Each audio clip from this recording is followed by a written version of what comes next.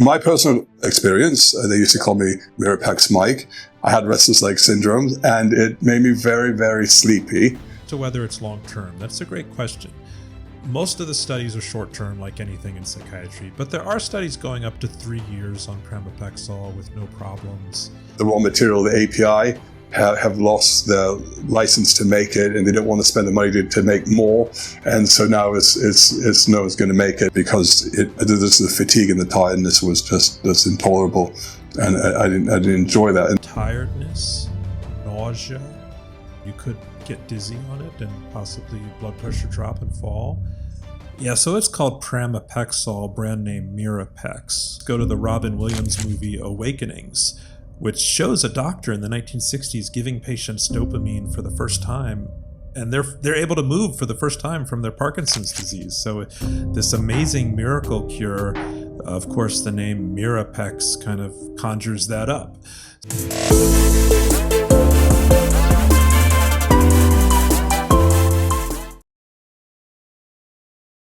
My personal experience, they used to call me Mirapex Mike. Now it's not Mirapex. I had restless leg syndrome and it made me very, very sleepy. The Mirapex Mike part was because it also made me a little bit, just a tiny bit impulsive and slightly made me bit more eager to try things and do things. It actually wasn't a bad default. I have to remember those 2 years with great fondness, 2 or 3 years, and eventually I had to wean myself off of it because the fatigue and the tiredness was just intolerable. And I didn't enjoy that. And in the areas of prolactinomas, the Cabergoline is the one of choice because you can take it in frequently or, a couple of times a week. And that doesn't show to cause any valvular defects like at that low dose, like the Parkinson's dose was over time. The risks with Pramipexole: tiredness, nausea, you could get dizzy on it and possibly blood pressure drop and fall. Congestive heart failure should not take it generally. It can cause edema in that case, but generally not a lot of risks.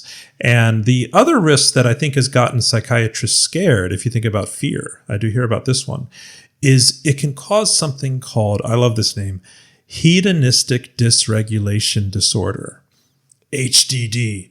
And that's the Mirapex Mike thing. So, a little too pleasure seeking. And that's the real name for it. What they call it in the warning is they just say it can cause pathological gambling. Well, this is very rare, somewhere around 1 in 300 or 1 in 600. It was a little more common, like 1 in 100 in Parkinson's disease. And that's because people with Parkinson's disease, their brain is breaking down in a lot of ways. So they're more prone to this gambling problem. But I'll tell you the paradox in psychiatry. We do have now 3 D3 agonists. And you're right, Michael, that it's the D3. D3 is what you might call the pleasure center or the reward center. I don't think it's really about pleasure. To me, it's about meaning and motivation and drive and reward. So your audience can relate to that. Suppose you clean out your closet. Do you feel good after cleaning out your closet? Do you feel like I accomplished something? Or you just feel like it's another miserable day and I just did a miserable thing and life is blah. So if you feel like everything in life is blah, that's anhedonia. That's where your reward center is not lighting up. So Pramipexole, for someone with depression, it improves that motivation. And this is unique because, the serotonin ones, the way they're probably working is making you less reactive to stress. So when your boss comes in and yells at you or you have trouble in your bank account, you don't get as stressed out and you're less depressed. Hence, Pramipexole is not doing that. It's helping you be more motivated, more driven, like you were saying, Michael, to do things. Like I'd see people come back and they have literally organized their room for the first time, cleaned out their garage. It's not a feel-good medicine, it's a do-more medicine. But that drive to do more can go too high sometimes. And that's where we see people spending too much money on eBay, gambling, sometimes masturbating at work. So, sexuality can get a little high. But Strangely enough, and this I cannot explain, I have never seen anyone turn to drug use, and there are no reports of drug use on it. So it's not doing that kind of hedonism. It's more just doing money and sexuality kind of hedonism. I think if people are aware. And a rare. Yeah. Yeah. The irony here that I meant to get to is psychiatrists now have 3 drugs that affect dopamine 3. They are aripiprazole Abilify, cariprazine Vraylar, and brexpiprazole Rexulti. They are all approved for depression, and they're used very commonly in depression, and they all have a warning that they can cause pathological gambling. So we're already giving something with that mechanism, with that warning. But these drugs I've mentioned, they also have about 5 to 10 other major warnings on them, including diabetes, weight gain, tardive dyskinesia, permanent muscle movements, big problems. Pramipexole has no major warnings on it like that. It doesn't cause weight gain or impair your sex drive. It doesn't cause diabetes. It doesn't disrupt your muscle system in any kind of permanent way.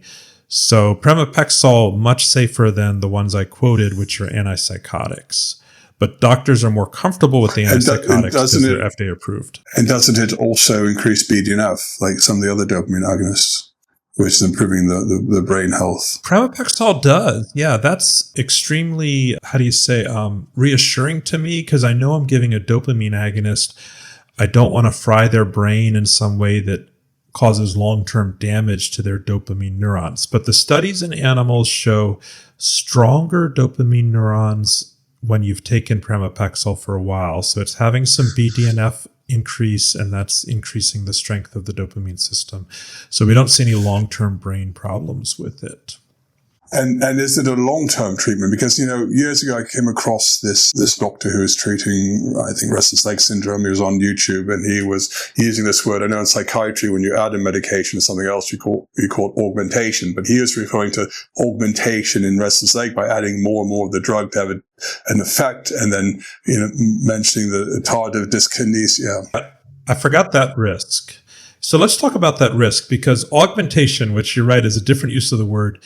This was seen in the restless leg syndrome patients, and it gave the drug a bad name, Pramipexole, is some people, it just made them have, instead of restless legs at night, they would now have it in the morning. It's augmenting, it's pushing them into the morning. And that's very rare in mood disorders with depression. Like, you might see it once in a couple hundred patients, but I would be concerned if someone started to have restless leg syndrome in the morning after starting this drug. So that is a reason you might want to come off it, that augmentation. So you couldn't induce a restless leg syndrome in a person just by putting them on a dopamine agonist. That would be unlikely. You either have it or you don't. There would be another mechanism to... I hope you're right. There are no cases of it that I know of in the literature, but I've heard, I think I've seen one case, and I heard about someone else who had it happen. So it is possible that it could. So I'd say that that's kind of an unknown. So it's going to be very low risk, but just to be aware that we should, strange things happen in medicine. We need to know the possibility. And if I saw that happening, I'd want to come off the drug. Yep. But that is another thing. If you come off a dopamine agonist, you need to have a very long withdrawal, a long tapering, if you will. Yeah, I don't think it's a big deal. I like to taper everything anyway, but I've not seen much problems with suddenly stopping it. To your question as to whether it's long-term, that's a great question. Most of the studies are short-term, like anything in psychiatry, but there are studies going up to 3 years on Pramipexole with no problems. I've treated people for 5 or 10 years on it. I've treated probably about 2,000 or 3,000 people on it, so a lot that I've either supervised the treatment or done the treatment. The thing is, we're only using it in severe depression that didn't respond to other stuff. So most of these people have recurrent depression. They're going to their illness lasts a long time, so they're going to need it long term. So it ends up being a long-term treatment for most people who need it. Okay. So that's interesting. So, I guess we have to watch this space. There'll be maybe new dopamine agonists that come out that may be superior to Pramipexole, because I notice the side effects of the fatigue. I've always tied that to mostly the D3, not the D2, at least from my experience with Equinoglide that had very little D3 compared to the D2. I mean, even I think Cabergoline has a little bit of D3, but not to the degree that Prami does as far as the fatigue and just a sudden onset of sleep, which to me, that's not worth it. Then you drink so many coffees, it still doesn't help you stay awake. So, yeah, most of my patients take it at night and they don't get fatigued in the morning, but I have seen it happen. And very rarely people can get sudden attacks of fatigue, like sleep attacks on it. Yeah, so that would be great to work around that. Yeah, I used to take it at night to the tiniest dose. When dopamine increases, when it breaks down, it creates hydrogen peroxide, which can be damaging to the cells, right? And that's one of the areas, again, where I've kind of looked into. I thought the MAOB inhibitors, either the ones we have now, probably not selegiline because that turns into metabolizes into a methamphetamine, right? And there's it's not quite as sensitive as I think the rasagiline. And I think there's a new... Sort of. Yeah, but let me clarify that because it's actually interesting. It metabolizes into levomethamphetamine. And if any of your readers have watched Breaking Bad, the whole plot of Breaking Bad is they're trying to get rid of the levomethamphetamine and just do the dextro. That's his whole secret formula. Walt's trying to purify it. And the reason they're trying to get rid of that is levomethamphetamine does not get you high. It does not treat ADHD. It really doesn't do much of anything, maybe cause a few side effects, and then it goes out of your body. So yeah, that's a good point. Selegiline does create a little bit of that levo, but nothing to be concerned about. Although I've seen some people get kicked out of pain clinics because it causes a false positive on their drug screen. And then the pain doctor won't give them opioids because they think they're using meth. Because wouldn't that also cause a bit of vasoconstriction? So you're right. Those MAOIs, they have so wouldn't some kind of... I don't know if it does. I do know it can cause... Yeah, the levomethamphetamine can cause some cardiac side effects. I'm not up to date exactly how it does. So, but back to that, this whole MAOI field, these are just wonder drugs for many people. They're really I would say fairly well tolerated. They're about as well tolerated as the SSRIs, or maybe a little better depending on the drug. But nobody uses them because, again, the fear factor. We're afraid of that tyramine cheese effect. Here's a little fact. Before 2000, doctors had no idea how much tyramine was in food, so they were just guessing. But after 2000, we have very accurate measurements, and we don't have to be as restricted on the MAOI diet. So if your listeners have severe depression, they want to try an MAOI, they should reconsider that. They've done studies where they ate half of a large double cheese and pepperoni pizza, no problems. So as long as you stay away from the gourmet cheeses and the very unusual things like banana leaves and, Vegemite, Marmite, I guess, don't use that. So some rare foods to stay away from. You can do an MAOI now with much greater ease. And that's for the MAOAIs, the ones that basically are inhibiting serotonin and norepinephrine. That's the pathway. And the pure MAOBs. And some of them a little dopamine. A little bit of dopamine, but not like the MAOBs, which... That's right. Yeah, not at all like that. No, not a lot. Just a little bit. So the MAOBs, you're right. I'm not as versed in those because we don't have as much research in psychiatry. I think there's a lot of potential for them, but we don't know as much about how and whether they work in psychiatry. So we're stuck with the the MAOIs. Yeah. There's, I don't know if you heard of this one, because you follow some of the latest literature. KDS 2010 is a new development from a South Korean company, a pharmaceutical company, and it's looking at it from Alzheimer's to improve Alzheimer's and dementia. Looking at and it's a MAOB, but a not an irreversible MAOB. So they're looking at it as more of like a daily dosing in that field. So I guess we can watch this space. That could be another option, and maybe it will also help some with the resistant depression, or maybe even an option for depression or depression that's tied to Alzheimer's. So I don't know. Excellent. I kind of follow the space. I think it's interesting because we start with testosterone, we start with testosterone, and that also affects the brain, the body, as we discussed earlier. But sometimes there are other things that go on in people's lives, whether it's traumatic brain injury, whether it's dysregulation of mood. Sometimes it helps a lot, makes a world of difference for many of our patients who watch. But sometimes there are these other bits, even from our patients' point of view, the ones that need a Cabergoline for elevated prolactin that sometimes occurs as well. And I think you've also had some experience with Cabergoline as well in treating some patients. Is that right? You want to talk about those experiences? Or? I think I pronounce it Cabergoline, but it's the CER, right? Is that the one we're talking about? Yeah. Yeah, just different pronunciation. But yeah, that one. Yes, Cabergoline. Cabergoline. It's used in Parkinson's. That's what it's developed for. And, when you give people antipsychotics, which we do a lot in psychiatry, one of the unfortunate side effects, it can raise your prolactin, causing breast milk secretion, causing breast enlargement in men, causing bone mineral problems and potential tumor. So we really want to catch that and address it if it happens. And these dopamine agonists are one of the best ways to because that's how it works. These things are blocking dopamine, causing increase in prolactin. So if we just give a little dopamine agonist, it might ease that and stop it. But if your listeners are in that situation, there's also vitamin B6, natural, like 600 milligrams. It's kind of a high dose, but that can reduce it as well and reduce a lot of antipsychotic side effects. So another underutilized trick because it's natural, it doesn't get as much coverage. Yeah, B as in boy, vitamin B6.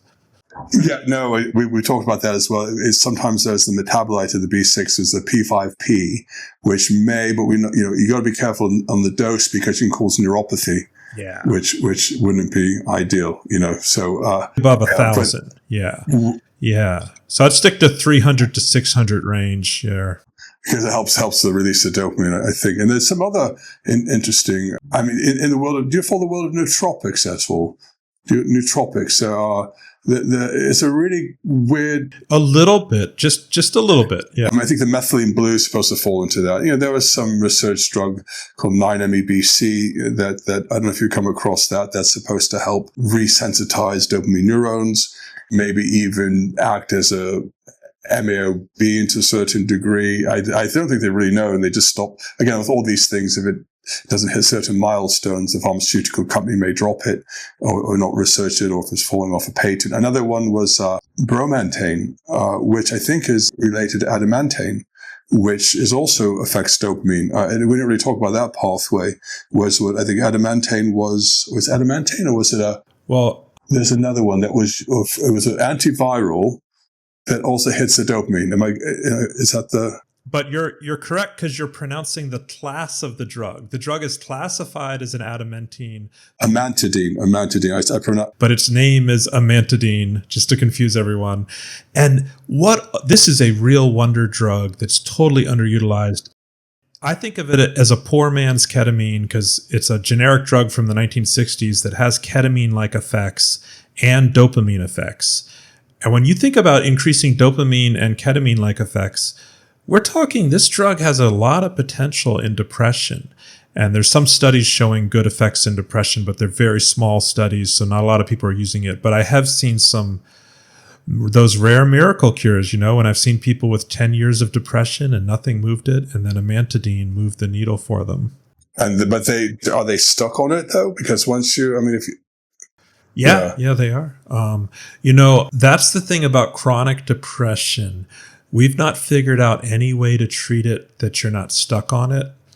Although some people might call me up, rightly so, and say, no, Dr. Aiken, TMS, transcranial magnetic stimulation, can get them out and they stay out. They don't really stay out. They might need another magnetic treatment once a month or so to really stay out of it. But imagine that. If you want a med-free solution for depression, it would be, of course, aerobic exercise first, but also a 20-minute magnetic treatment once a month. There you go. And it's pretty side effect free. It just activates the brain with the magnet. They have some devices in the UK as well that I think they call it the a flow device that sends out some electrical. You put some pads on the head and send those out. NHS has supported that. But then there's the big ones are the magnetic ones. Okay, yeah, you're right. That's called TDCS. Yeah.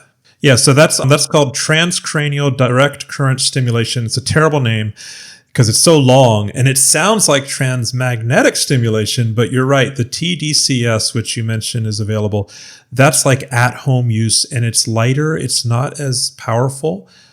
So it'll help mild depression, but the TMS is going to help the big depressions and help people stay out. So both of them are similar, yeah. Interesting.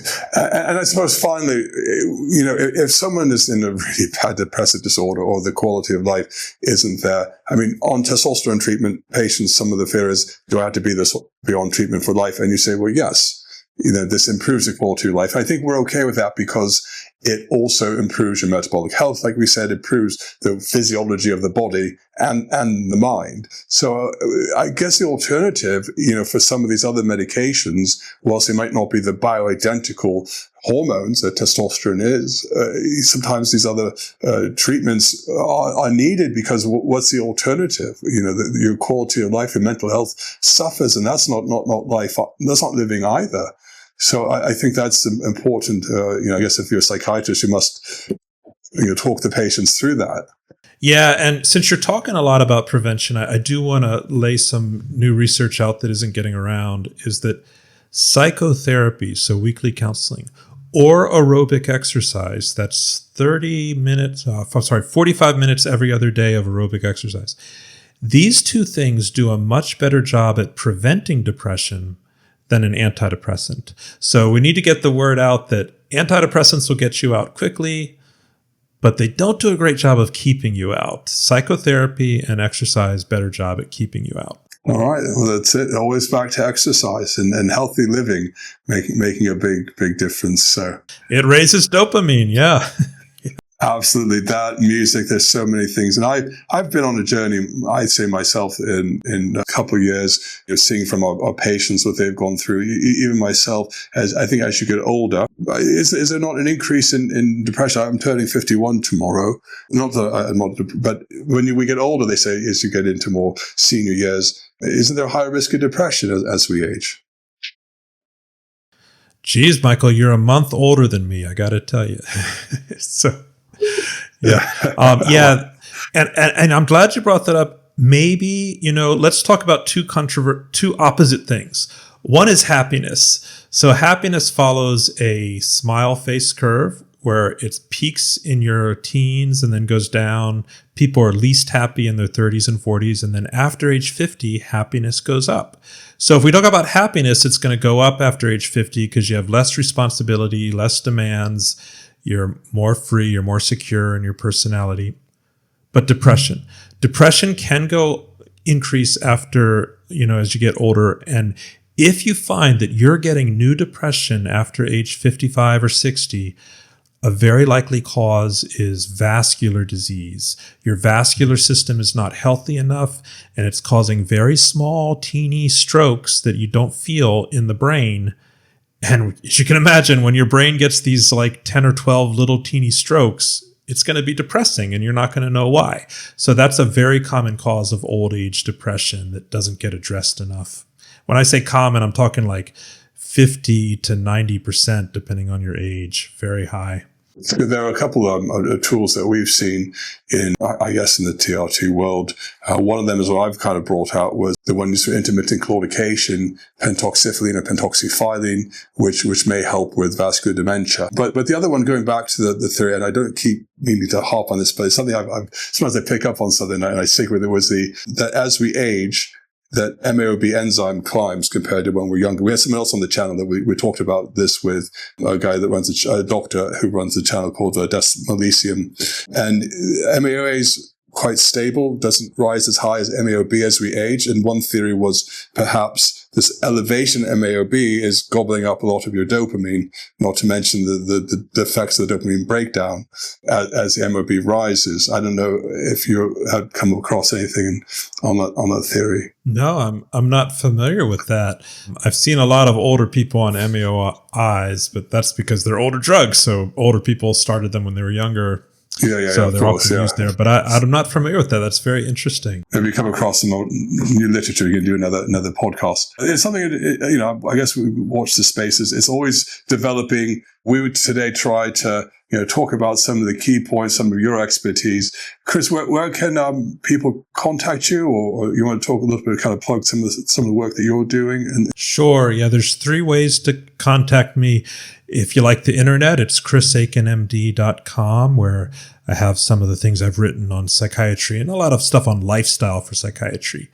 And if you really like hard-nosed psychiatric research, you can get that in the podcast form. That's the Carlat Psychiatry Podcast. Every Monday, we put out new research summaries.